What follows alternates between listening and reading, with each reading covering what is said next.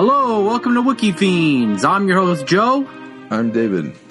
And we are the Wikifiends. We're going to be reading some Wikipedia articles and then having a chat about them. So the first one I have up is Strip Search Phone Call Scam. I've heard of this. I've definitely heard of this. Yeah, the Strip Search Phone Call Scam is a series of incidents that extended over a period of about 10 years before an arrest was made in 2004.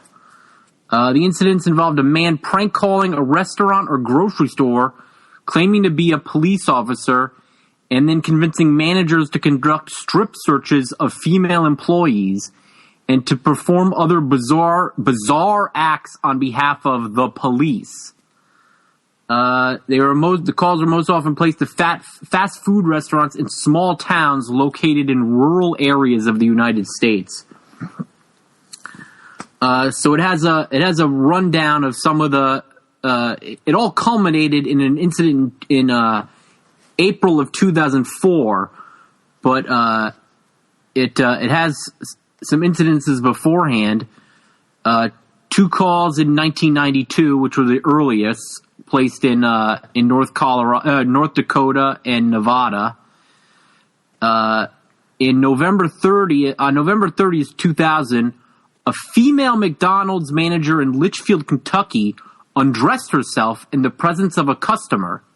The caller had convinced her that the customer was a suspected sex offender and that the manager, serving as bait, would enable undercover police officers to arrest him. Which is pretty crazy. So wait, it's that they convinced this girl on the phone there's like a rapist in there, and he's like, you just have to show some skin and then the agents will jump out, like some shit like that. Like, well, I guess for it to be a real, like if it was a real, like a real sort of a trap, like a real bait, trap. Right. She couldn't just show the skin. He would have to try to assault her. Well, it's like bait him though, like, yeah. Yeah, but for him to take the bait, that would entail him like attacking her. Exactly. Yeah. It's crazy that the manager would go along with that just based on one phone call. It's really, it's kind of fucking. Well, it's just highly susceptible people, I guess. Like, yeah. All right. On January 26, 2003, an Applebee's assistant manager subjected a waitress to a 90-minute strip search after receiving a collect call from someone who purported to be a regional manager for Applebee's. So that's also weird because it's like, if it's like they took a collect call, you would imagine that a regional manager for Applebee's would not be calling collect. That he would be calling from an office or a cell phone. He's like, but yeah, it's like implying he's out like on the street or something, like from like a phone booth. It's very odd. In February 2003, a call was made to a McDonald's in Hinesville, Georgia. The female manager, who believed she was speaking to a police officer who was with the director of operations for the restaurant's upper management, took a 19-year-old female employee into the women's bathroom and strip searched her. She also brought in a 55-year-old male employee who conducted a body cavity search of the woman to uncover hidden drugs. I think this was the one that was like on SVU, like they did an episode. No, not yet. I'm getting to that one. Oh, okay. I'm getting to the big one. So, okay. Hold your horses, Dave. The Robin Williams one. All right. Well, come on, don't ruin it. All right. So, I guess McDonald's. There were some lawsuits brought up for that, but I'm not going to get into that just yet. All right. In June 2003, a Taco Bell manager in Juneau, Alaska, undressed a 14-year-old female customer and forced her to perform lewd acts at the request of a caller who had claimed he was working with Taco Bell management to investigate drug abuse. Now, that one's crazy because it's like, it's not even the police. It's Taco Bell management. Yeah, I mean, could you imagine if he would have done it if it was like a real, even if it was a real Taco Bell person Taco Bell higher up, the guy would have forced a 14-year-old girl to, it doesn't say what the lewd acts were, but it's like, how badly do you want that job? It's, I guess the thing you can't forget, it's like, it is this fucking, it's kids, it's like teenagers. They're like at this dumb hormonal age, like. Well, a Taco Bell manager, though, it makes it seem like it's not a kid, not a high schooler. So it was a manager at the behest of a stranger on the phone. Yes. So this person could easily be in their 30s or 40s. It could be any age. Right. The last one, the McDonald's in Georgia, that was a manager who took a 19-year-old employee into the bathroom. But it was also a 55-year-old man who did the body cavity search. What the fuck? It says in July 2003, a 36-year-old Winn-Dixie grocery store manager in Panama City, Florida, received a call instructing him to bring a 19-year-old female cashier, who matched the description provided by the caller, into an office where she was to be strip searched. The cashier was forced to undress and pose in various positions as part of the search. And says the incident ended when another manager entered the office to receive a set of keys. I'm sorry for laughing also, because this is it's not a funny thing. It's just it's very bizarre that, it's like a bizarre, adherence to, obeying authority figures. Well, yeah, all it takes is a voice on the phone to stick your fingers up someone's fucking cavities. It's kind of what is it, like that experiment? You know what I mean? Or they link to those experiments, in the see also section, but yeah. We might save those for another day. I don't want to get too into those right now. But it seems like those findings out in the wild, this is like a proof, I know one of them. I think it might be the Milgram experiment. I know one of them. It's often sorted as people willing to do things when it's removed from the it's cited as a thing that people are willing to do sort of heinous acts if they're removed from the direct observation. That's how it's cited, but it's more of a thing about that if someone tells them it's okay, right, that what they're doing is okay, it's easier for them to justify it to themselves. Or an authority figure is going to take responsibility for this if it's wrong. It's not, I didn't tell myself to do it, right? Well, it's specifically about, if someone they believe to be an authority figure is telling them it's okay, it's easier for them to justify it to themselves. I guess, it's all it takes is, a guy shows up in a military uniform. He's like, I need you to put your hands all over this ass. You'll just do it. All right, well, I don't want to get too much into it now because I've got more to read. Yeah, okay. Go ahead. It says, now the last one before the big section is, in March 2004, a 17-year-old female customer at a Taco Bell in Fountain Hills, Arizona, was strip searched by a manager who had received a call from a man claiming to be a police officer. So now here's the big one, the Mount Washington scam. On April 9th, 2004, a call was made to McDonald's in Mount Washington, Kentucky. According to assistant manager Donna Summers, the caller identified himself as a policeman, Officer Scott. The caller gave Summers a vague description of a slightly built young white woman with dark hair who was suspected of theft. Summers believed the description provided was that of Louise Ogborn, a woman who is currently on duty at the restaurant. Ogborn had just turned 18 years old. The police officer demanded that the police officer, in quotes, demanded that Ogborn be searched at the restaurant because no officers were available at the moment to handle such a minor matter. Ogborn was brought into an office and ordered to remove her clothes, which Summers then placed in a bag and took to her car as instructed. Ogborn then put on an apron to partially cover herself. Kim Dockery, another assistant manager, was present at that time. Dockery believes she was there as a witness to the search. Dockery left after an hour, and Summers told the caller that she needed to be working at the restaurant's counter.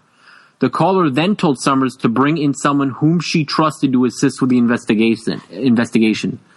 Summers then asked Jason Bradley, one of the restaurant's cooks, to watch Ogborn.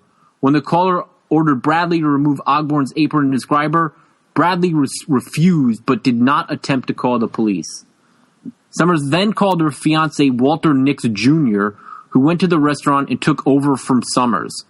After being told that a police officer was on the phone, Nix can be seen obeying the caller's instructions for the next 2 hours. So this is on like a closed-circuit video camera. Okay.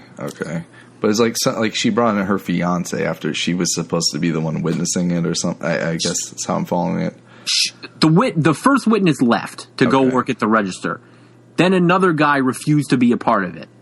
Then the manager had to go attend to business. She called her fiance. Right. Who was not attached to the McDonald's in any way, aside from being engaged to the manager. But he showed up and started obeying the voice on the phone, Officer Scott, as well. Yeah, she called him. He came in and he started to obey the orders. So it says, Nix removed the apron that Ogborn was wearing and ordered her to dance and perform jumping jacks while she was naked. Nix then ordered her to insert her fingers into her vagina and expose it to him as part of the search. He also ordered her to sit on his lap and kiss him. And when she refused to do so, he spanked her until she promised to do it. It's like so fucking ridiculous. Like, you could make up all these fucking bullshit reasons to for a cavity search. Like, oh, you got to make sure there could be a gun in there. But it's like, oh, now I want you to sit on his lap and kiss him. Like, what the fuck? Like, who the fuck would? You know what I'm saying? Like, the caller also spoke to Ogborn and demanded that she do as she was told or face worse punishment. Recalling the incident later, Ogborn said that, "I was scared for my life." After Ogborn had been in the office for 2.5 hours, she was ordered to perform oral sex on Nix. Jesus Christ. So this is, I mean, that's what I was trying to get to, is that it goes beyond just searching. Right. I don't want to just say just searching, because that in itself is a horrible thing. Right. But this is a guy who, I mean, this Nix, he sees the opportunity to sexually assault someone. Yeah. I mean, I guess they're all essentially that, but this is it, though. I mean, he knew what, I mean, he knew there's no way you could, I mean, plausible deniability, would be that they really did believe that a police officer was telling them to search a person. Right. For drugs or for, stolen property or whatever. But there's no way you could justify to yourself that the police had a reason to order someone to perform oral sex on another person. Well, I mean, it brings up interesting questions, because it's like, it's a crime to disobey or something, or to not cooperate with a police officer. But then if the police officer is ordering you to rape someone, do you know what I'm saying? I mean, to obey reasonable commands, and also, and sometimes you can be ordered to assist in some location, in some locales, but generally, no, you don't have to obey illegal orders. Yeah, I mean, that's what I'm saying. It's an illegal order, right? You don't have to obey orders that a police officer does not have the authority to issue. Right.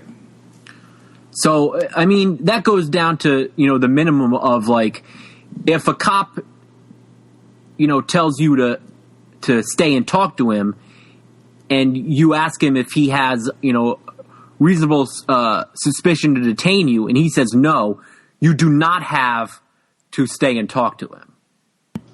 Right. If he orders you to stay and he cites a reasonable suspicion, then yes, you do, but only for a given amount of time. So he can't keep you indefinitely. Right. Like what is it's without a charge? It's whatever. Like he can't. Well, he can't. He's either gotta bring a charge you with something, or let you go after a given amount of time. I forgot. There's like a name for that, but I remember there's that. Well, there's reasonable suspicion, and then there's probable cause. Right. But yeah, he's got to. They have to let you go within a reasonable time frame, and if they don't charge you with something. Right. All right. So it says Summers. That's the manager. Summers returned to the office periodically. And during these times, Ogborn was instructed by the caller to cover herself up with the apron. Nix became uneasy about what was happening. The caller then permitted him to leave on condition that Summers had to find someone to replace him. After Nix left, he called a friend and told him, "I have done something terribly bad." So I guess he realized instantly that what he had done was wrong. Well, instantly after he already had done it. Well, it's very possible he knew it was. I would assume he knew it was wrong while he was receiving oral sex, but he went with it. Well, but I mean, that's an assumption on my part. I mean, it's like it's like in any other thing. Like, I mean, if you're in the army and your commander tells you to use rape or something, it's there's a point where you have to exercise your own autonomy and you are responsible for your own actions. And it seems like if you're so willing to just put that aside, it's. I mean, I would assume that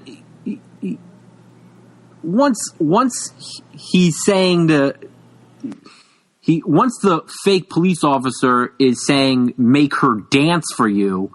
I mean, that to me should be a clear sign that it's an illegitimate.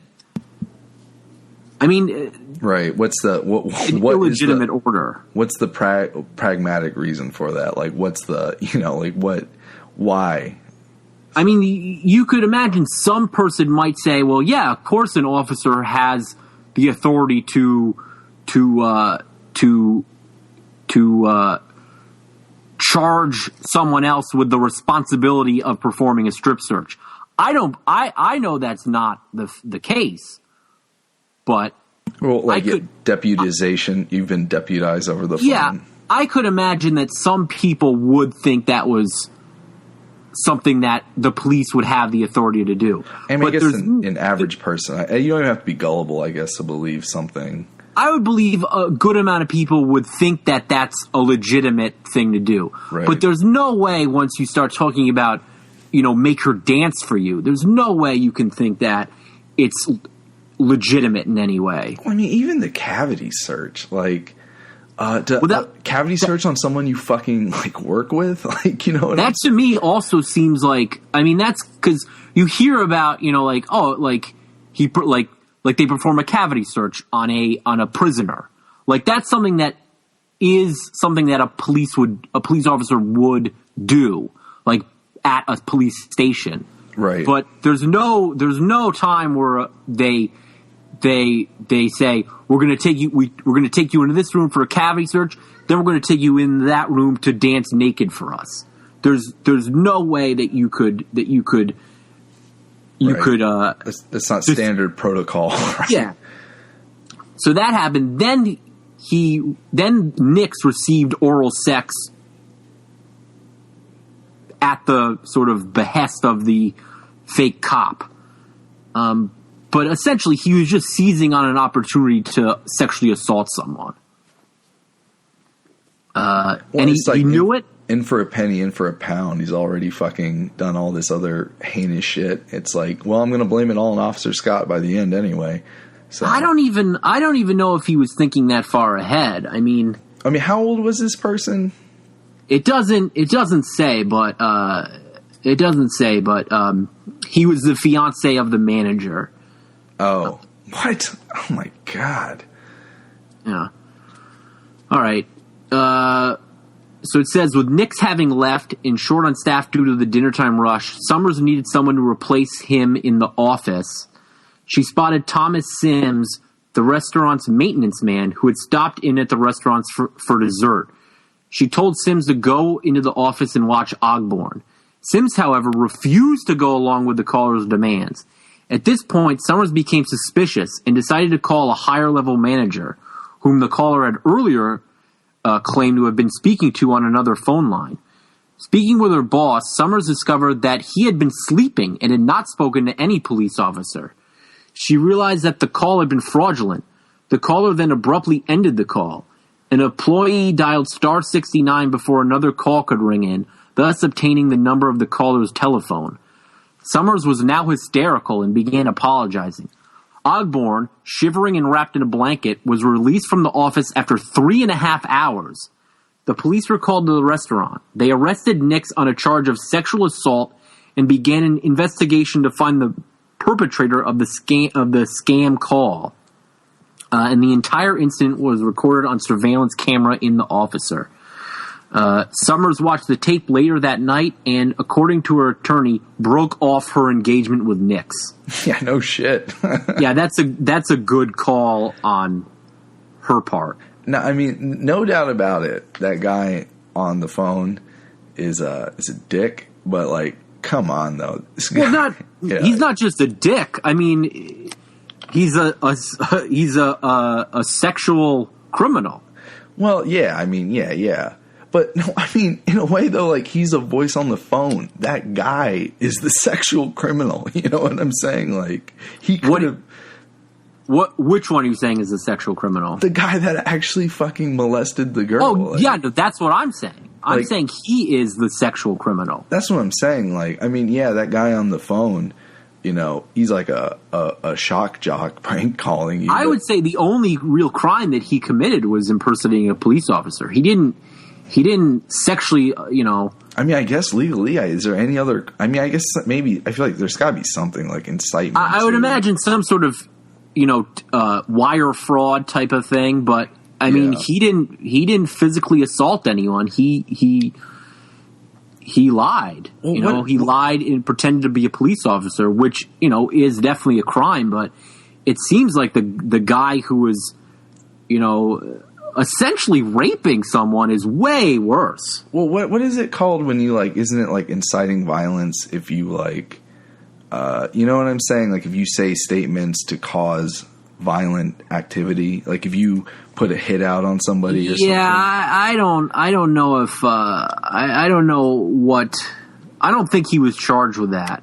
But I mean, like, I guess if it's like you put out like a thing, go out and rape this person, isn't it the same thing? Kind of, it's like inciting crime against somebody. Like, I feel like that there might be maybe some kind of federal precedent for this. Like, I don't know if this.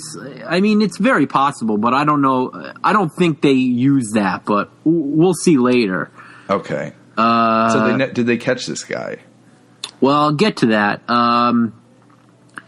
And it says they initially assumed he was calling from outside of the restaurant, watching, where he had a view of both the restaurant and the police station. So they really think it was like a real stalker. It wasn't just some fucking rando punk just calling different places and shit. Like, that's what they thought, but they traced the call as coming from a payphone in a supermarket in Panama City, Florida. So essentially, what they did was he bought a AT&T phone card. He bought it. He called with a phone card from a Walmart, and they caught him matching up the time that the phone card was bought to times on surveillance camera in the Walmart. And they caught the guy. Let me see his name. Try to find his name. Stewart. David R. Stewart. a married man with 5 children. Jesus. And he was extradited to Kentucky to be tried on charges of impersonating a police officer and solicitation of sodomy. So I guess solicitation of sodomy is the other charge, but I don't know. So weird. And it says on October 31st, 2006, he was acquitted of all charges. What? Both the defense and the prosecution attorney stated that a lack of direct evidence may have affected the jury's decision, which found him not guilty. Jeez. Now it says he insisted he had never bought a phone card, but detectives found one in his house, and they also found dozens of applications for police department jobs, hundreds of police magazines, and police-style uniforms, guns, and holsters. Oh, my God. This was thought to indicate that the suspect had fantasized about being a police officer. Or fucking, had been out wearing that shit. Jesus. Yeah, I mean, that would be, that's like a really dangerous. That's honestly like one of my kind of I kind of have like a weird fear of shit like that. Like, I hate hearing shit like this. Like, oh, yeah, definitely. You know what I mean? Like, you hear stories about that. Like, there was like, I think, I know I told you, like, there was like a kidnapping in my neighborhood. Like, this was a couple years ago. I know I've told you about all this. In Queens? Yeah. And I think that they kidnapped this fucking guy as police officers. They're like, we're taking you away for questioning. You know what I'm saying? Like, that's so fucking, that just kills me. Sounds like they're coming to arrest. Oh no! They're coming to take you, Dave. Oh God! Like, how the fuck? Like, oh my God! Yeah. Well, go on. So it says police stated that since Stewart's arrest, the scam calls have stopped, but he remains a suspect in similar cases throughout the U.S. And it says Louise Ogborn, the victim, underwent therapy and medication to address post-traumatic stress disorder. She abandoned plans to attend the University of Louisville, where she had planned to become a pre-med student. And it seems like there are just a series of lawsuits, both from Summers, who is the manager, and Louise Ogborn. Summers sued for McDonald's not informing her that there had been similar hoaxes perpetrated, and I guess Ogborn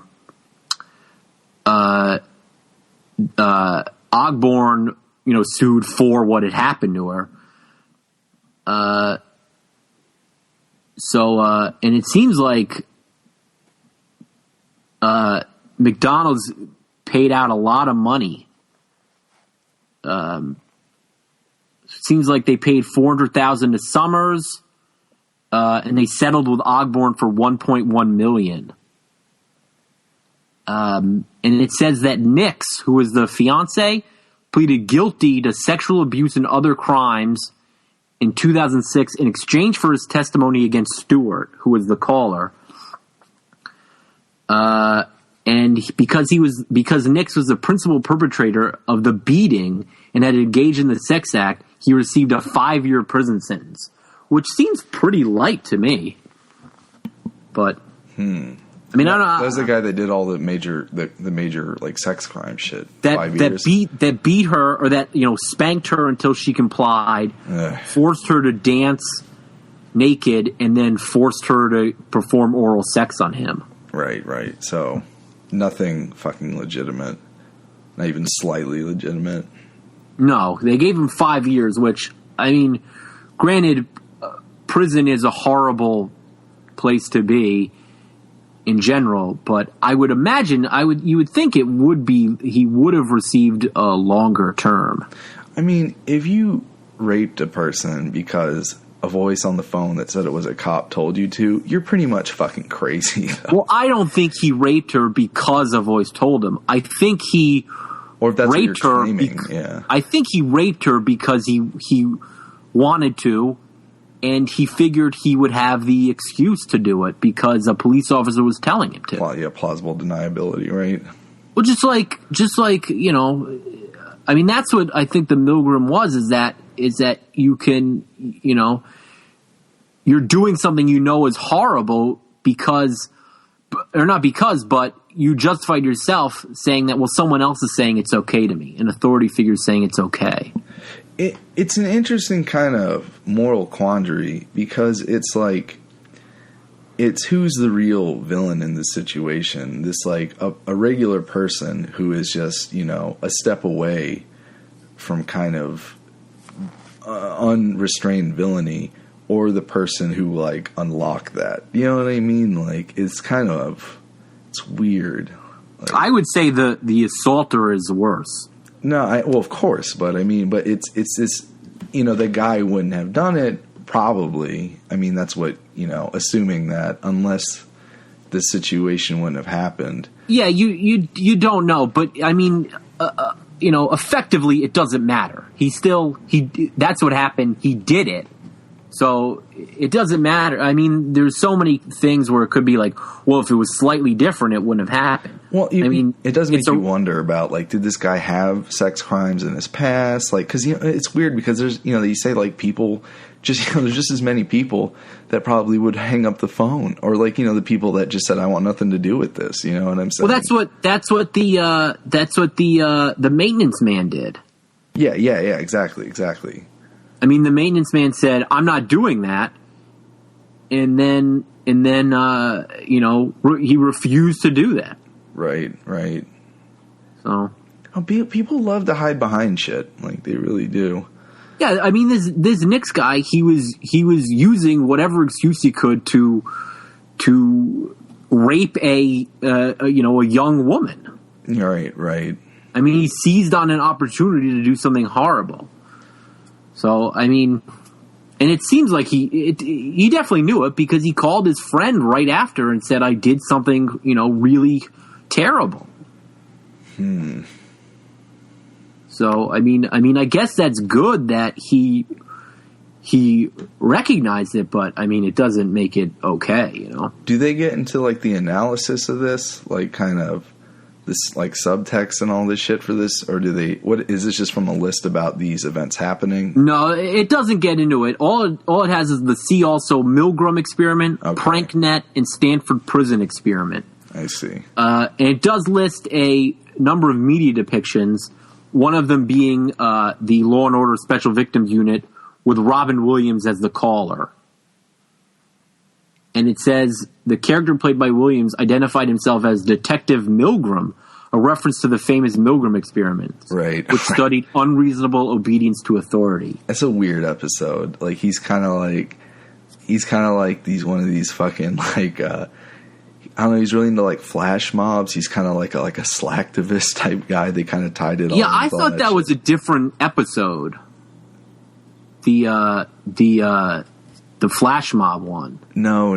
I mean, it's because he's doing. That's how they find out about Robin Williams. Is he did some shit like that, like where he called a McDonald's and had them do a cavity search, and that's how they find out about him. But then he's like, "Oh, you're that famous activist," like kind of a thing. You know what I mean? Like, yeah, I know that. Yeah, I guess it was that one. I'd heard about it from the other side, from that because I listened to a podcast that talked about that the thing it was based off of, Improv Everywhere. Oh, I see. Yeah. But I didn't realize that was the same episode. I guess that was probably during all that Occupy shit, so it's kind of like... it says it was 2008, so that's pre-Occupy. Oh, okay. Yeah. But I guess it was when flash mobs were big or becoming big. I don't know. Yeah. Right. All right, what do you have? Let me see. All right, here's a fun one. It's a group of characters from Teenage Mutant Ninja Turtles. I had never heard of these characters before today. Okay. I actually just found this article like probably 10 minutes before the show started, and you should look up an image of these characters. They're called the Punk Frogs. It's a group of mutant frogs who are counterparts to the Ninja Turtles. They look like fucking stoners. Like, they just are wearing like athletic like fucking clothes, like big shorts and stuff. Like, and what is it, like button ups that are just open so you can see their like muscles. It's so fucking weird. In the 1987 series, the punk frogs are created by Shredder when a mutagen landed in their part of the swamp. Shredder convinced them that he was the good guy and to be his warriors, where he named them after his own heroes, which would be conquerors and dictators. So you have like Attila the Frog, Genghis Frog, Napoleon Bonafrog. Why couldn't it be Napoleon Toad apart? I know. I'm kind of disappointed there wasn't like a toad to like mix it up. Well, they're different. Toads and frogs are different. I guess that's what it is. Toads are the bumpy ones, and then frogs are the smooth ones. Right.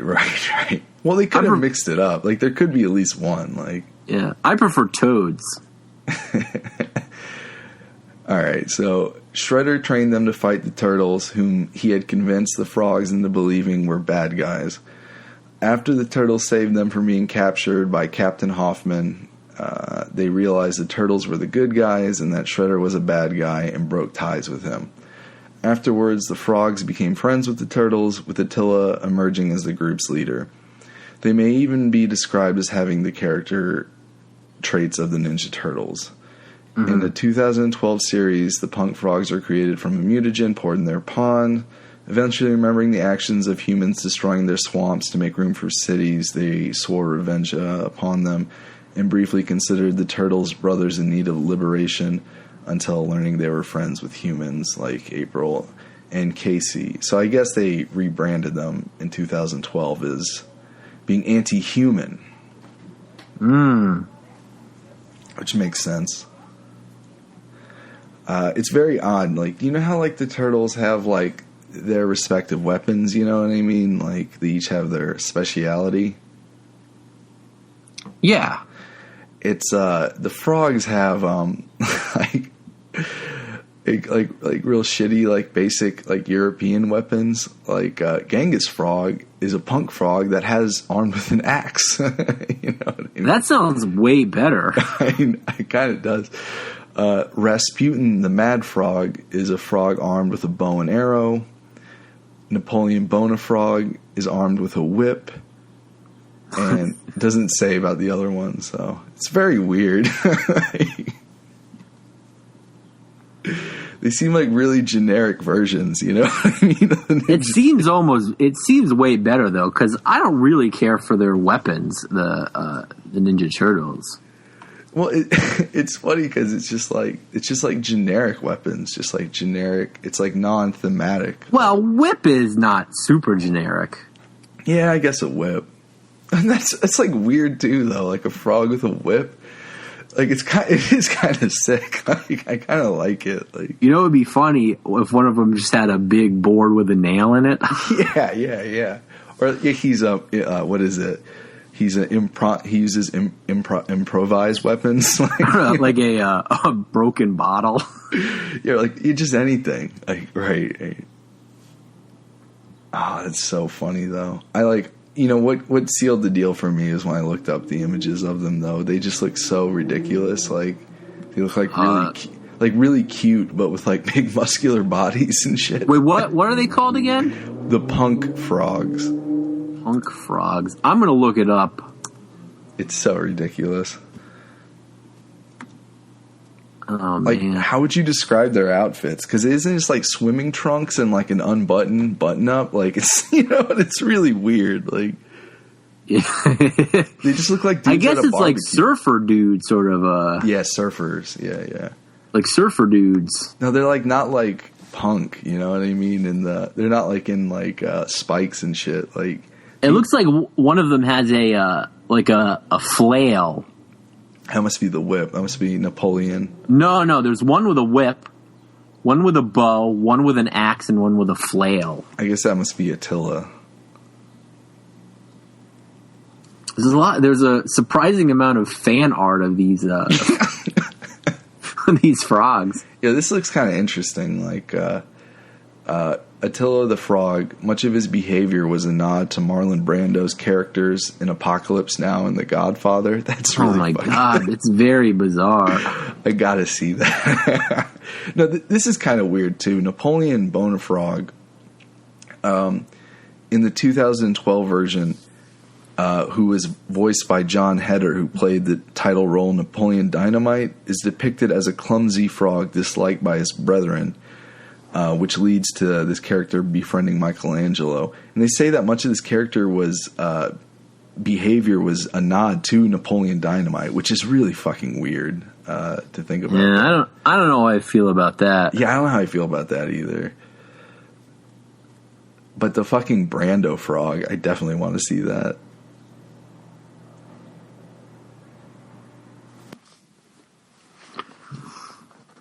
What was the thing? What was the what was the piece of media they were in? What do you mean? I think they're on the show. It's a show in 2012. Yeah, I think I looked up a little bit. It's in the 1987 series. So they're in the 87 one. I don't remember that. Yeah, and then they're in the 2012. So okay. Right. Yeah. That's pretty good. Yeah, I should have. I wish I would have. I could have done more research. You know, I could have gotten maybe some sound clips. But whatever. Fuck it. The one of John Heder.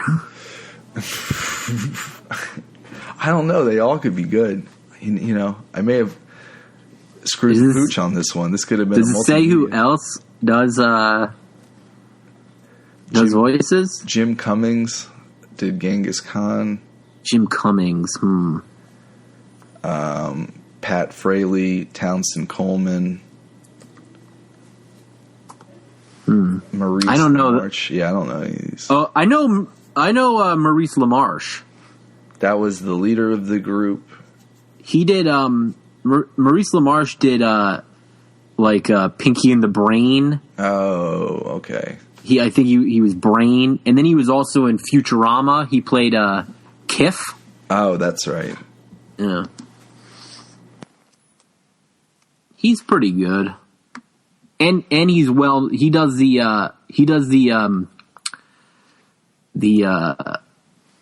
what do you call it? The Orson Welles. Well, Pinky and the Brain is Orson Welles' base, so I guess it makes more sense that that was the guy that did the nod to Brando, so that makes sense. Yeah. Like I remember he would be in The Critic doing. You remember The Critic? Yeah, I do. Yeah, he would be doing Orson Welles on The Critic. Right.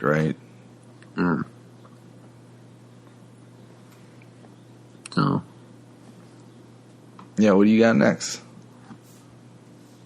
The next one I have is, let me pull it up. I have, this one's sort of embarrassing. It's computer rage. Is that like when you get pissed off at an internet forum or chat or something?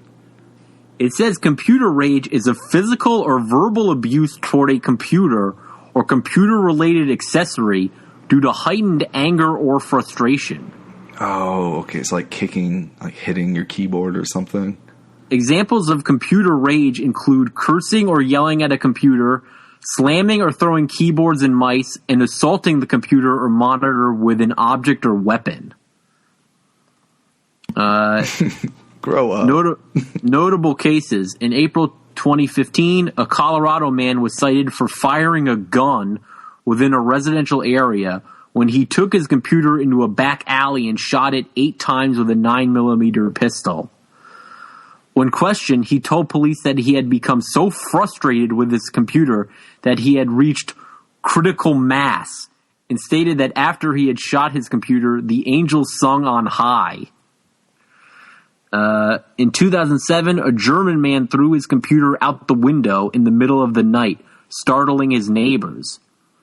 German police were sympathetic and did not press charges, stating, "Who hasn't felt like doing that?"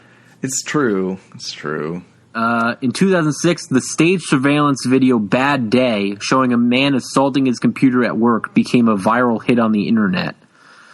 Other instances of reported computer rage have ranged from a restaurant owner who threw their laptop into a deep fryer to an individual who threw their computer out the window but forgot that the window was closed. It just says that it's in 1999 speculated that computer rage had become more common than road rage. But it's also been reported that this is not the case. But it says that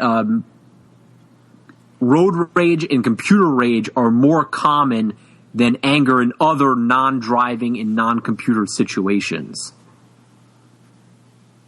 So I guess like if you're using your computer or you're driving a car, you're more likely to experience rage than if you were, let's say, I don't know, cooking a meal or, cleaning a bathroom or something like that. When was the earliest sighting of this? The earliest sighting of computer rages, it doesn't get in. The study that says it's more common was in 1999, but that's sort of been refuted. So, and it gets into sort of factors that attribute to it. One of the things that's brought up is that when users fail to understand why their computer will not work properly, often in the times they need it the most, it can invoke a sense of hostility, as it is interpreted as a breach of social norms or a personal attack. Consistent with this finding, perceived betrayal by the computer can also elicit other negative emotions. One survey of U.S. adults reported that 10% of users who experience computer issues experienced feeling of helplessness, and 4% reported feeling victimized. In the same survey, 7% of adults aged 18 to 34 reported that they had cried over their computer problems within the previous 6 months.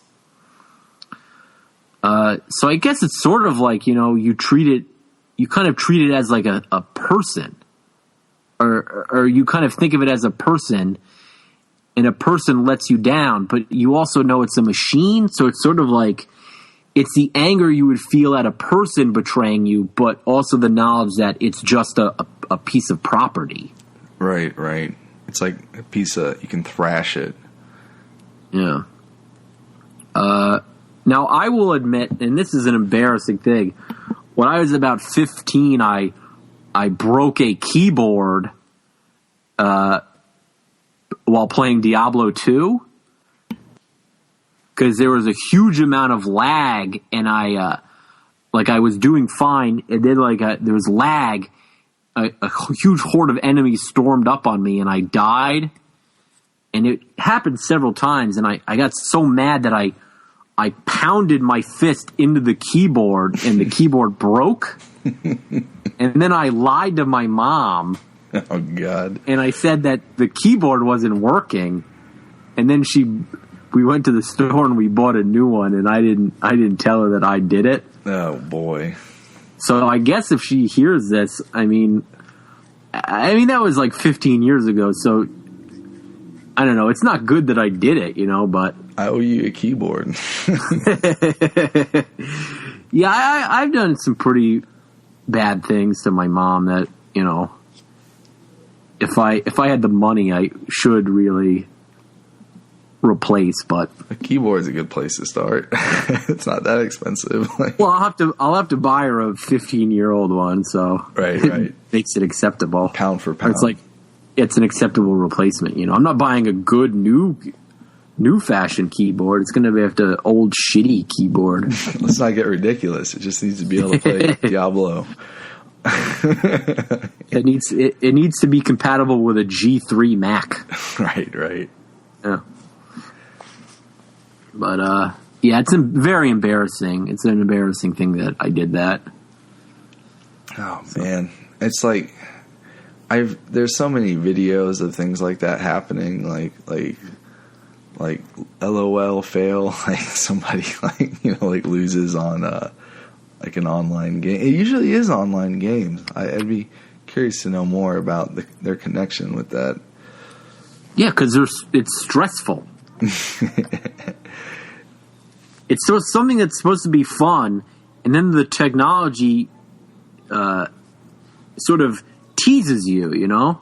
It's a problem. Yeah. It works, and then sometimes it doesn't work, and it's like you just want it to work as well as it could, you know? It's interesting because it's like if it was a turn-based game, that wouldn't happen as much. But it's funny because it seems like it's this perfect storm of like real-time mechanics and like slow internet connection like coming together. No. Like, yeah, well, I think we were using dial-up at the time, so it definitely, you know. And I remember that switch. I remember that switch when we got cable. When we got cable internet, like how fast it was. Yeah, no more of that shit happening. Yeah. I guess it'll have to be the next you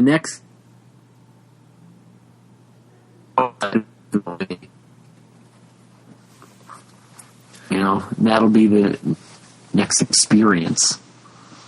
So you haven't, I'm trying to think, like, I feel like that there are items that I've damaged due to frustration, but I feel like it's more like shit like glasses or something. Like, I'm kind of like scared of technology a little bit. Was it due to computer anger or just general anger? Like, I imagine more general frustration. Like, I'm more like the kind of guy that, like, I'll get stressed out, maybe buy a computer or something, but it'll be more like I'll be not paying attention and I'll sit on my glasses or something like that. You know what I mean? Like more, yeah. Well, that's not intentional at all. Then that's just you. That's not like an act of rage. Well, but it's like the feelings cause recklessness. It's like, you know, it's not direct, but it's kind of like indirect. I think it's different though, because you could sit on your glasses at any time, but there's no thing where it's like you could sit on your glasses out of recklessness or just, you know, a pure accident. But there's no pure accident for smashing your fist into a keyboard, you know? Yeah, I guess. But you know, it's like when you're really provoked or upset by something, you're more likely to like drop a glass, or, you know, you're just kind of dumber. Yeah, I guess you're distracted, so. Yeah, I guess that's just what it is. It's like, yeah. And you don't really drive, so you don't have the road rage. You probably don't get road rage ever. No, I don't. Yeah, I mean, when I did drive too, traffic wasn't really a big issue. Yeah. Like, I mean, like I know guys, you know, even though there's no traffic, they just can't be behind someone on the road. They're just always speeding. I hate being behind people on the road. Oh yeah, so you're one of them. I mean, it's a thing where I just have to like, a lot of times just distract myself somehow. But like, if I'm on, I specifically, in the places I go to, like the you know, like routine places, right? I take routes that maybe not necessarily are the most direct route, but allow for me to take a turn at key points to get around in case someone's going to be in front of me. Does that make sense? Yeah, no, that's not even that ridiculous. Just because I know that, like, if I'm going somewhere, it's possible that someone's going to be in front of me, and it's like, I don't like being halted or going slower than I feel is a reasonable level, you know? Well, whatever. The streets are there. you're dealing with it. So yeah, I've never intentionally, hit someone's car or anything like that. Well, never intentionally hit someone's car out of road rage. Or jumped out of the car and smashed in the windows. Or whatever. Definitely not that. The only thing I do is sometimes, if I would be going somewhere with my friend Michael, and then we were taking two separate cars, and I was behind him, I do a little joke where I bump into his car with my car. Well, that seems fucking stupid. I would not do that. Well, I think it's fun, but, I used to do it when he had an older, more beat-up car. I don't think I could do it now with his nicer car. Right. I guess, yeah, there's some flexibility with that. And I also would do it with my mom's car. Like, when she would be driving, I would bump her car. There's just something fun about it. Did I ever tell you, I had this friend in high school, really, really funny guy, this guy, Pat, and I remember it was winter, and he drove me home in this this fucking truck he drove, and this thing was just the biggest hunk of shit. It was so funny, like the lights would go out in it, like the lights, like the overhead lights and the interior lights would just start to die. And, you'd be driving around at night and, the whole all the lights would go out. It's like, this is definitely not, you know what I'm saying, appropriate or legal. That's super, super dangerous. Super fucking dangerous.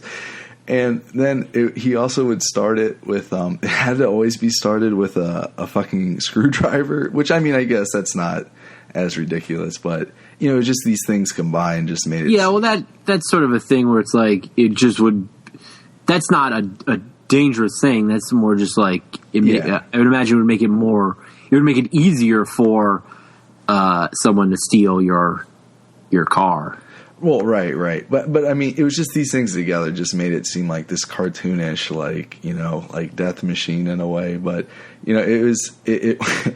it would always just work though. And, you'd get on the road and it was late. It's just like the lights would flicker on and off and it's just all this crazy shit. But I remember one night, he was driving me home and it was winter and we passed by our high school and they had taken all the snow in the parking lot and put it in these big kind of piles that were kind of scattered around, the whole parking lot through the middle had these huge snow piles that had kind of frozen over a little bit. They were kind of more solid. And he's like, "Oh, hey, check this out." And he pulls into the parking lot and he just starts gunning it and just driving into these piles and then busting apart and shit. And he just went through it was like the car could have flipped over and shit, like it could have exploded. It was just every wrong reason to do it. It's just there. I mean, it was, you're a dumbass kid. You're like, "Oh, this is ridiculous. This is so funny." But it was, in retrospect, you think about, holy shit. Not safe. Yeah, that sounds like high school. All right, so what do you have, Dave? Let me see. Okay. The Dweller on the Threshold. Have you ever heard of this? No. Kind of an esoteric one. It's a purported invisible and possibly malevolent entity that attaches to a human being. In Theosophic literature, Helena Blavatsky describes it as the discarded astral double of an individual in a previous life that may not have fully disintegrated yet when the individual is reborn. So you follow that? Yeah, I guess it's interesting.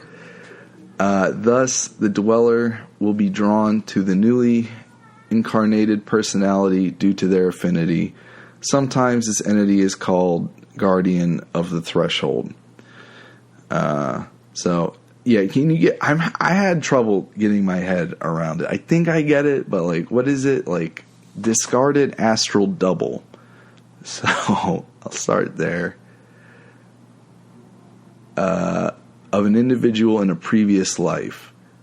So I guess that's taking into the idea you have multiple lives, so it's reincarnation, and it's a discarded like mind double from a previous life.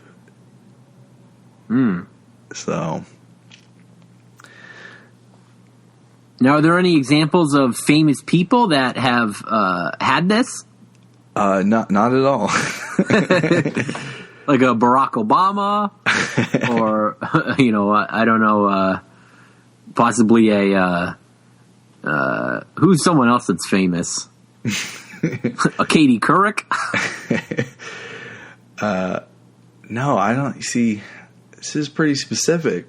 All right, so maybe I can make it more apparent. Another explanation provided from Alice Bailey on esoteric astrology. She says, from the ancient recesses of memory, from a deeply rooted past, which is definitely recalled, and from the racial and individual subconscious, or founded in established thought reserves and desires inherited in the inherent, there emerges from an individual past lives and experience that which is the sum total of all instinctual tendencies, of all inherited glamours, and of all phases of wrong mental attitudes. To these, as they constitute a whole, we give the name the dweller on the threshold.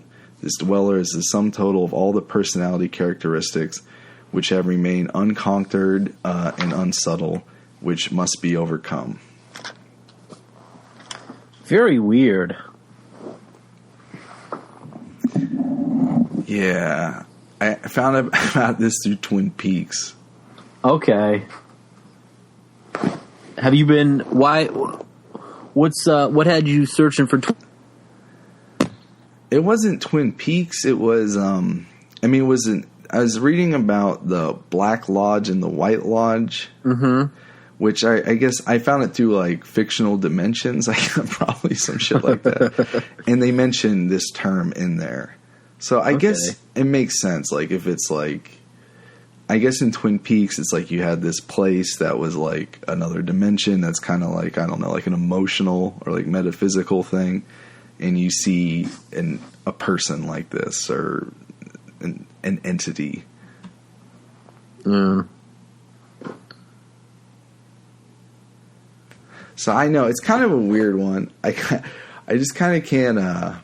It seems a little too vague. It's not even like specific. It's not like it's just all your bad thoughts. I mean, it kind of is that, but like, I guess it's a little broader than that. Yeah, I don't know. It's all right. It's interesting. And I guess it's like instinctual and inherited tendencies. So it's like this is the this person. It's something you have to overcome, though, right? Yeah, I mean, the implication is it's it's a thing that, it's like if you believe in all this kind of theosophical kind of stuff, like you're trying to overcome or reach a higher state of consciousness, and this is a thing that stands in the way or you deal with along the way or some shit like that,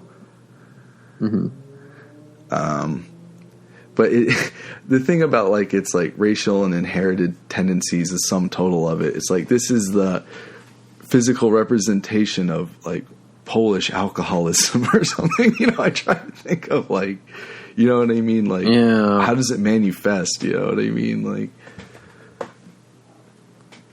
I don't know. That one's weird. I mean, hello. It seems like kind of an interesting idea. Like, I don't know, I was tickled by it, but it's kind of not too specific, I guess. Like, I think I might have to just read the thing myself because it seems like I might be missing. Is it possible I'm missing a big part of it, or is it just like it is very like sort of ethereal? No, I mean it's. It is. I mean, this article, it says on Wikipedia, this article is about the esoteric entity for the Van Morrison song, see the other article. You know what I mean? Do you think the Van Morrison song is about the theory? It is. Yeah, it's cited. I say. You like Van Morrison? I don't really know. I haven't really listened. He's Probably good. Not. Probably not. Why? Just based on this one article? I'm not into like high ass shit though. You know what I mean? Like I thought he did Brown Eyed Girl. That's not super intellectual. Yeah, He did Gloria too. Maybe I know more of his stuff than I think I do. He did a Moon Dance.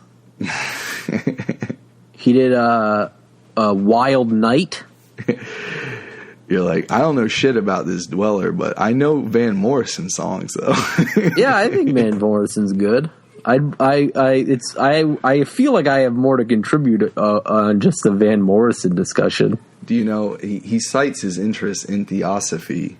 Oh yeah, and that's where the song came from. So okay, maybe is that what Into the Mystic is about? Also, I don't know.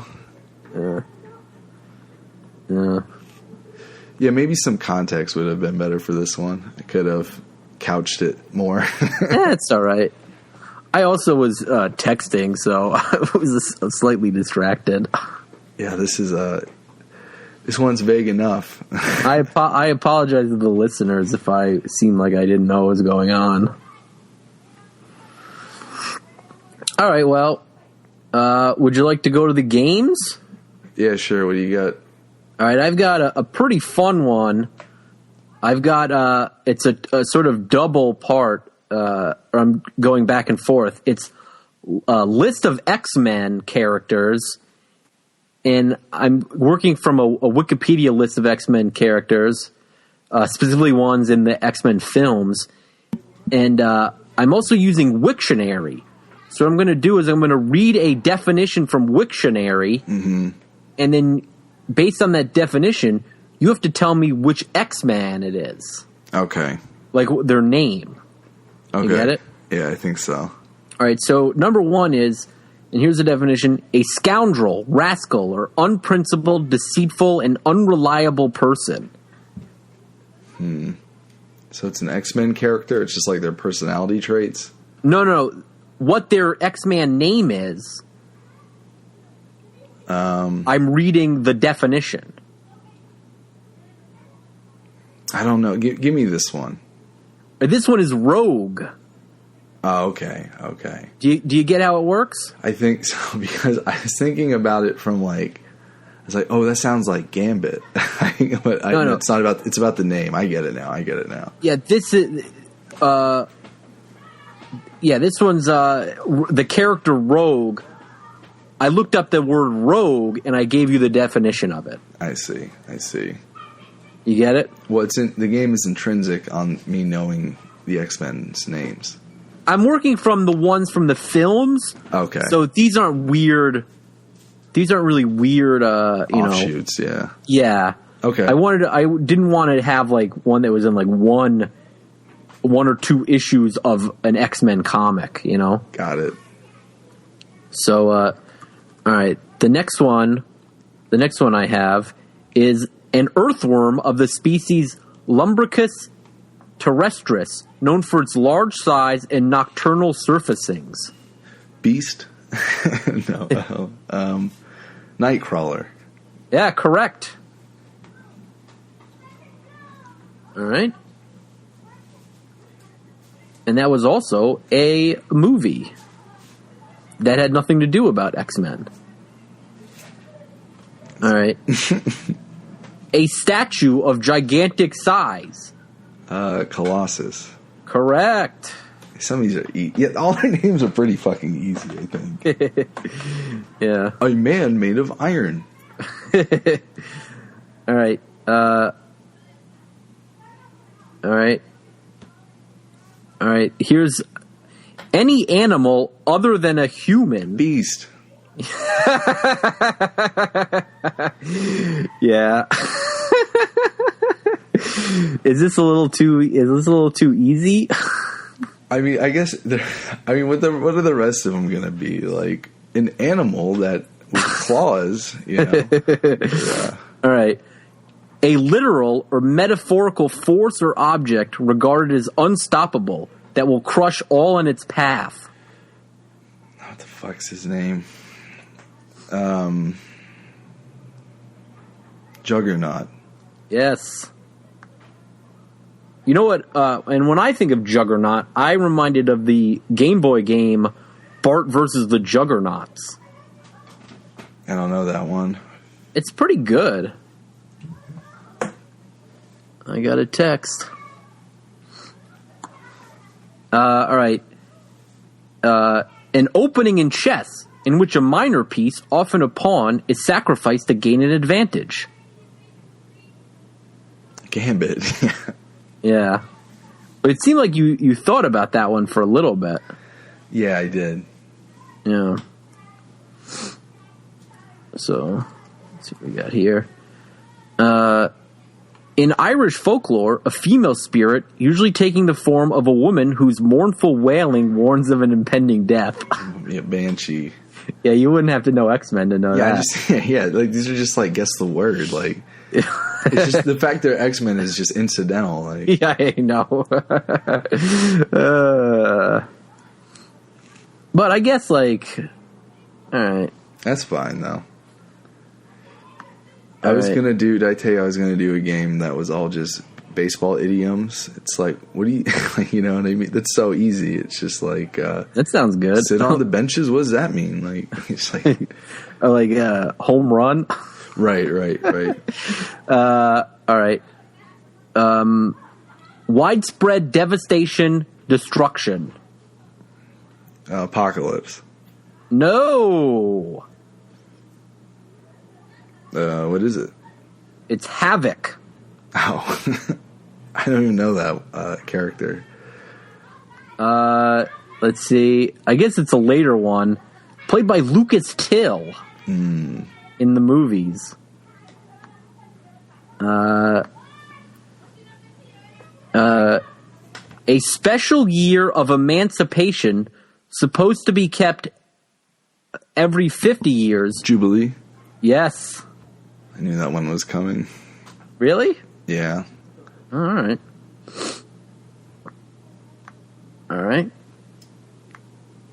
The next one. A small magnetic dynamo, especially Magneto? one that... Yes. Yeah. That one, Magneto is what powers my moped. Ah. It doesn't have a battery. It has a magneto. Yeah. All right.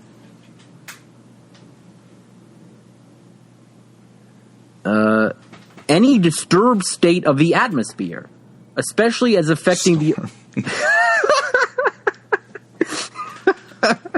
It's kind of funny though, hearing like definitions of just words that are like easy, you know, like commonplace words, you know.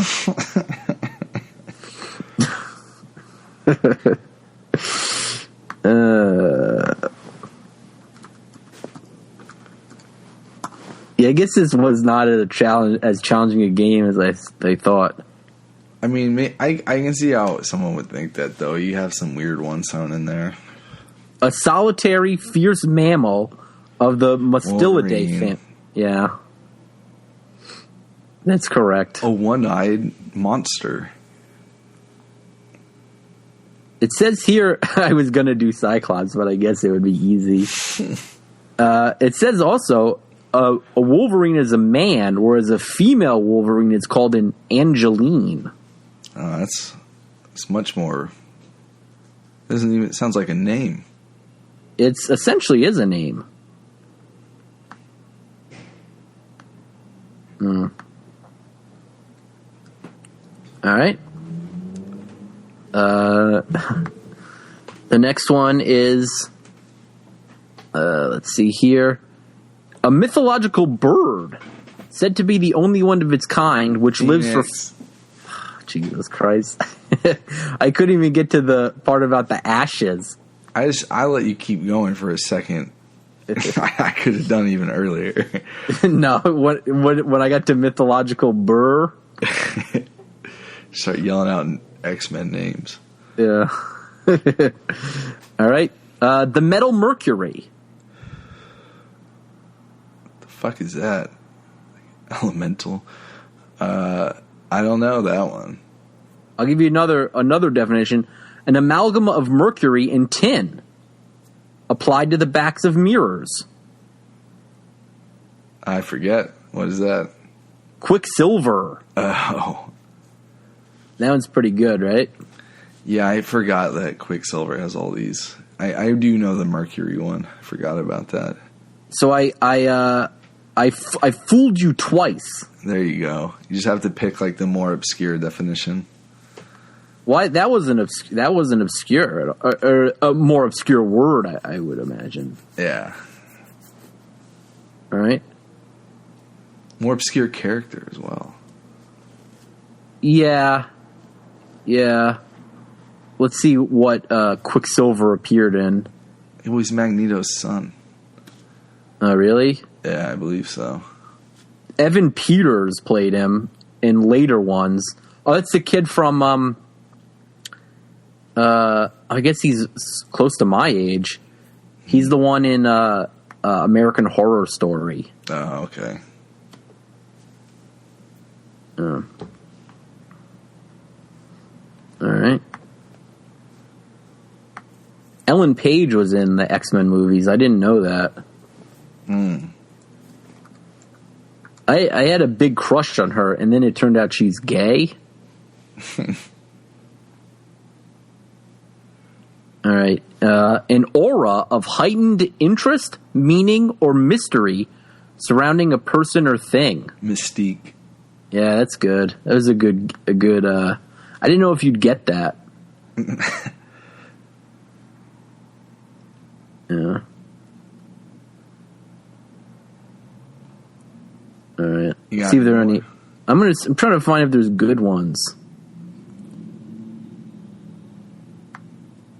Yeah, let me get one more. All right. All right.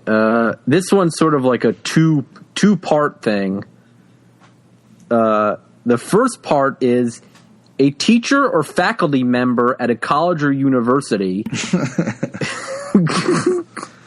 whose name is X. And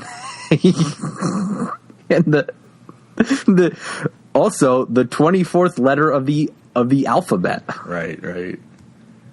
Can you guess? Teacher X. Yeah. That's correct. Can you guess what actor played him? Oh, wait, the fucking Jean-Luc Picard. Probably not all of them, though. No, he played him in 1, 2, 3, 4, 5 of them. Or 4 of them.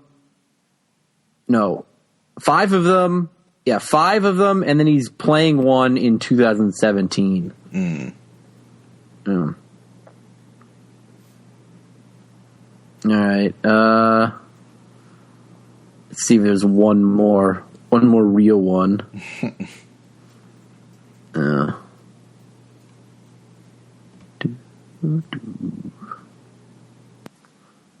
right.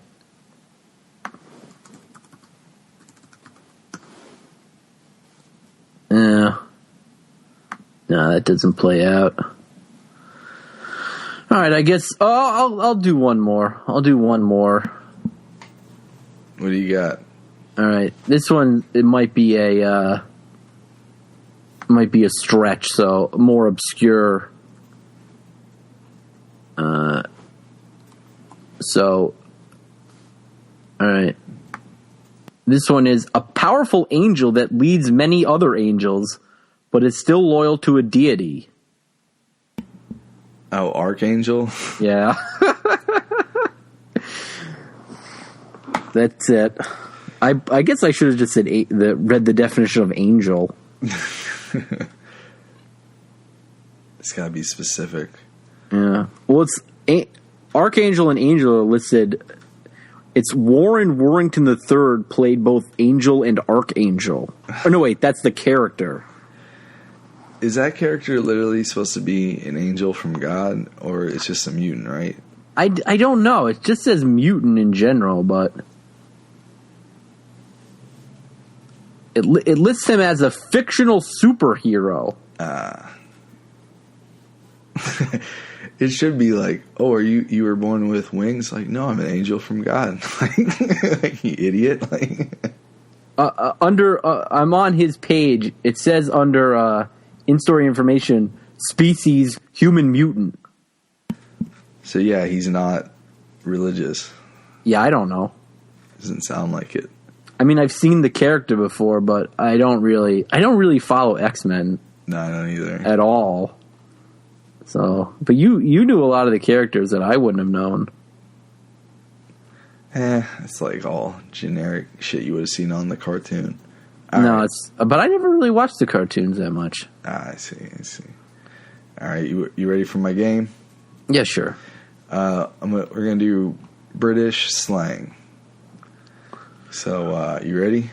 Uh-huh. All talk and no trousers. Talk no trousers. British slang? Yes.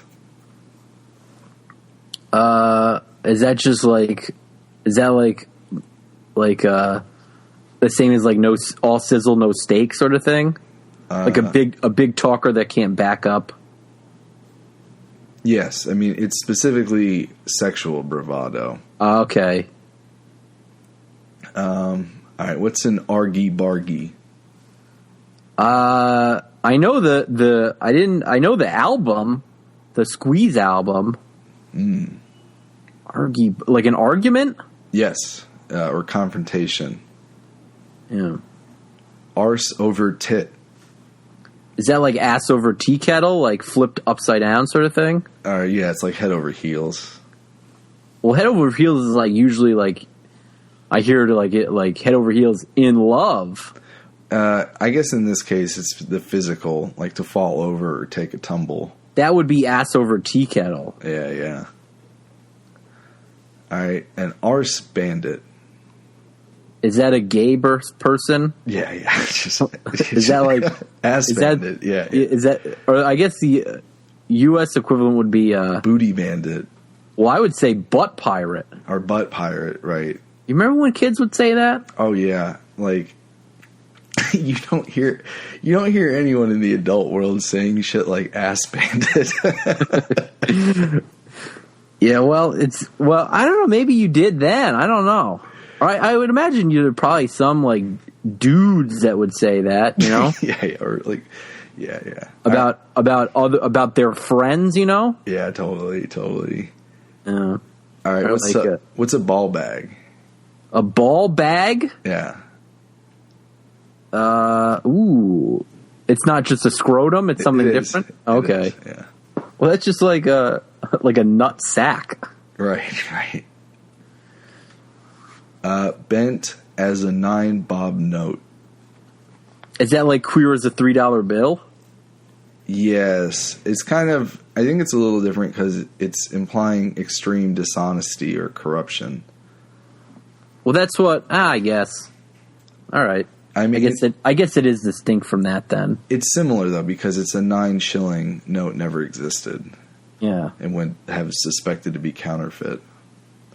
Well, like queer as a $3 bill is you're like a weirdo. Yeah.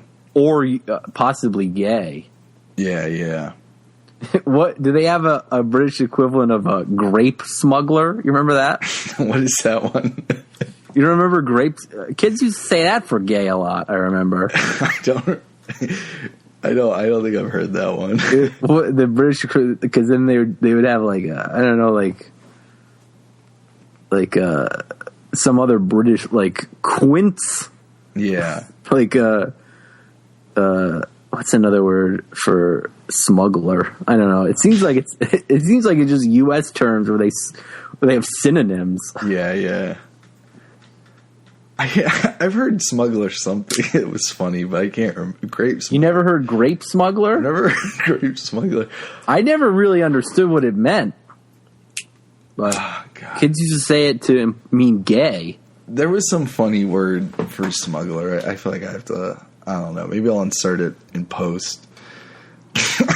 I'll do some research.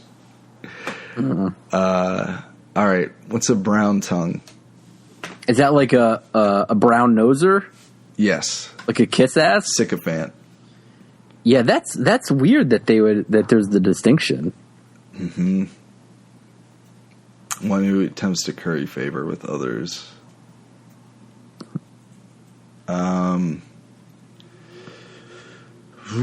A chuff. Chuff. I don't know. It's the buttocks or anus. Okay. I guess the U.S. thing, sometimes like an older one would be the on your duff. Have you heard that before? No, I have not. Oh, yeah. Of course. Like get off your duff? Yeah. Yeah. All right. Let me see.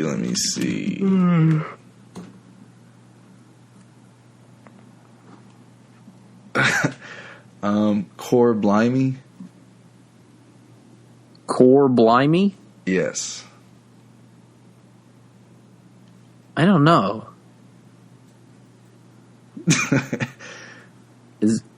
What is it? It's just an exclamation of surprise, like God blind me, core blimey. You haven't. That's kind of a. I don't know. You're not too much into British shit though. Like, well, I've heard blimey, but not the core blimey. Yeah, sometimes it'll be just like core, like core, like that's like pretty common. No, I've never heard that before. Yeah. All right. What is what's cracker mean? It's not just a white person. No, it's not. Is it a race thing? No. Is it a drug user? No. Is it a wife beater? No. What is it? Something or someone of notable ability or quality. Like Cracker Jack, like a. I've heard that before in like older, it's a Cracker Jack car, you know? Or I guess it is. It's just like, this place is real cracker. You know? Yeah, it's weird. That seems like an older one. What does do one's nut mean? That's not like jerk off? No, it's not. Is that like just do one's job or do what one likes? It's to become enraged. Okay.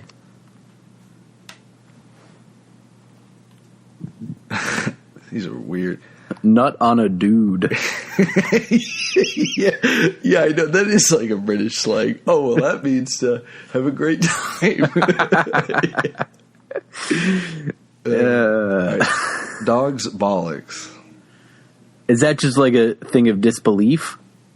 No.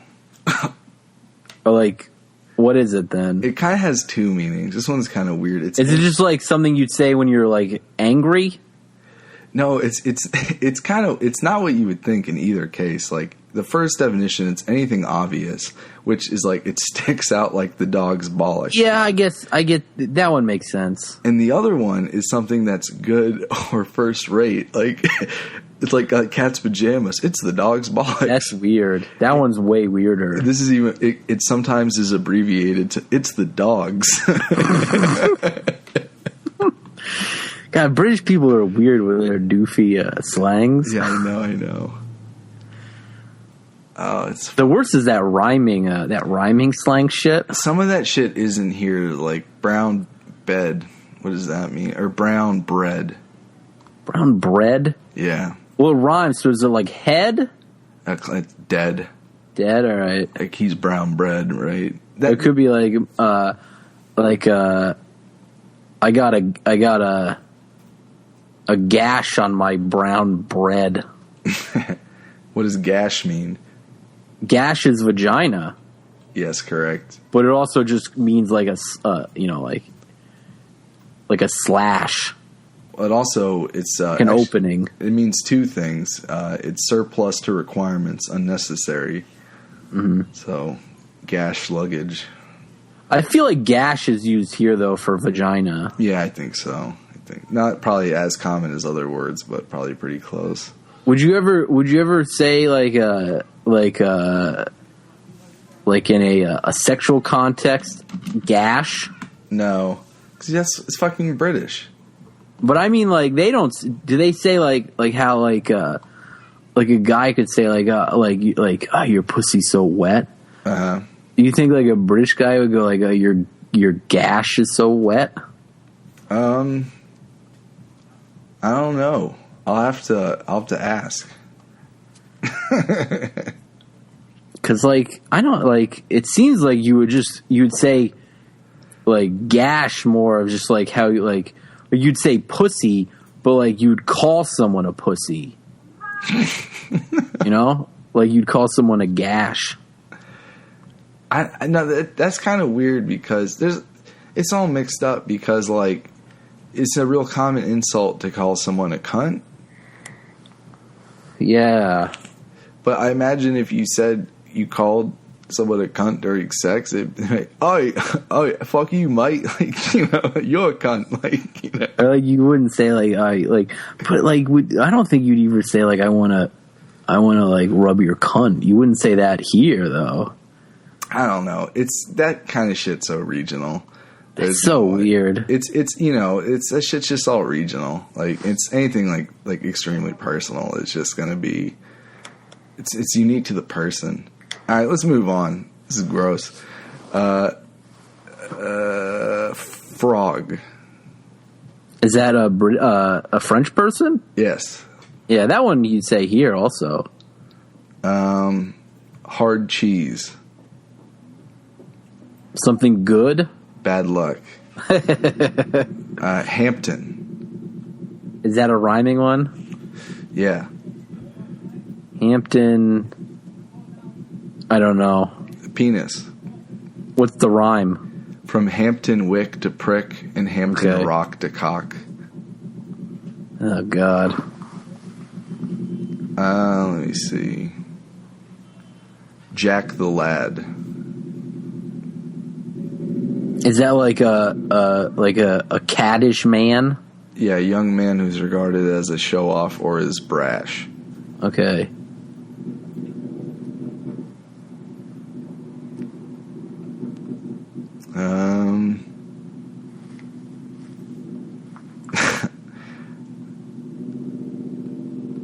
Mental.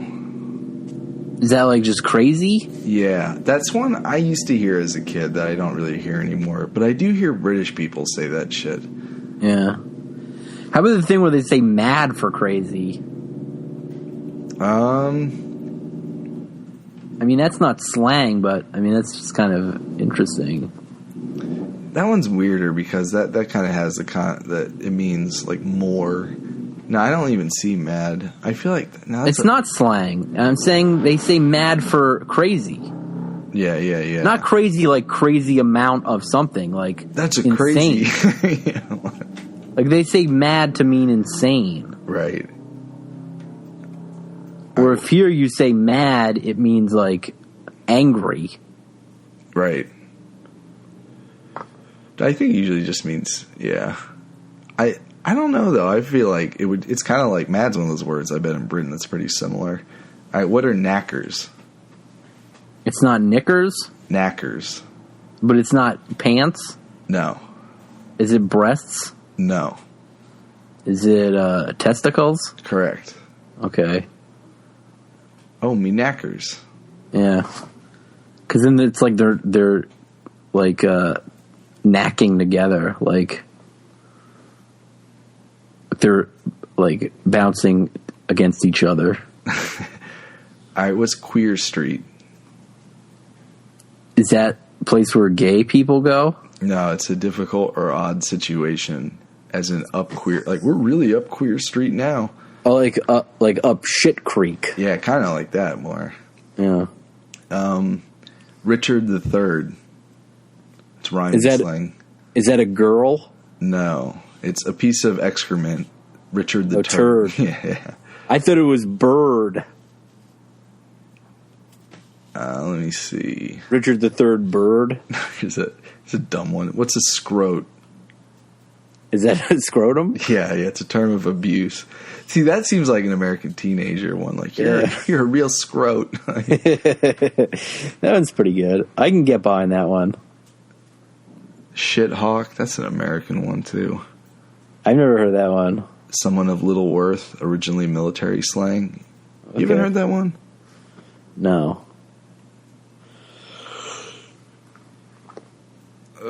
What if that was rhyming slang for talk? What's a... Oh, God. I need to find a funny one. A wanking spanner? I know spanner is wrench. Is that like... It's a wanking spanner, then. Is that your hand? Yes, it is. Correct. Okay. Willy waving. Is that jerking off? No, it's acting in an excessively macho fashion. Oh, like dick showing. Like dick showing contest. Yeah. Or pissing contest. Yeah, dick measuring contest. Dick measuring. That's probably more. That's more right. Yeah. Dick showing. Dick showing contest. You win. Yeah. Was a dick showing festival. The Stanford Dick Showing Festival. Yeah, that doesn't sound very good. All right, so I mean, there's more, but I got one from pretty much every letter of the alphabet, so that should be good. All right, well, that's pretty good. Well, all right, man. All right, I guess we should call it a night. Yes, that was a good show. I think we may have gotten a little bit too blue. Yeah, and especially like where we started out on that very serious topic, and then we went really like very, very low, very crass, you know. All right, well, everyone should... What? That's how the articles go sometimes. Yeah, I guess it's a good like change up. All right, I just want to let everyone know that they should check out Omega Land Tarot, a post-apocalyptic tarot available on Amazon.com. That's right. All right. And then I guess that's it. Have a good night. All right, bye. If you love fast-paced battle card games and high fantasy, you may love David's Stay Wars Backstab. Romp with your friends through castles and dungeons. He'll watch your back. You can't trust anybody. Backstab is published by US Games, now available on Amazon. Google Backstab card game today.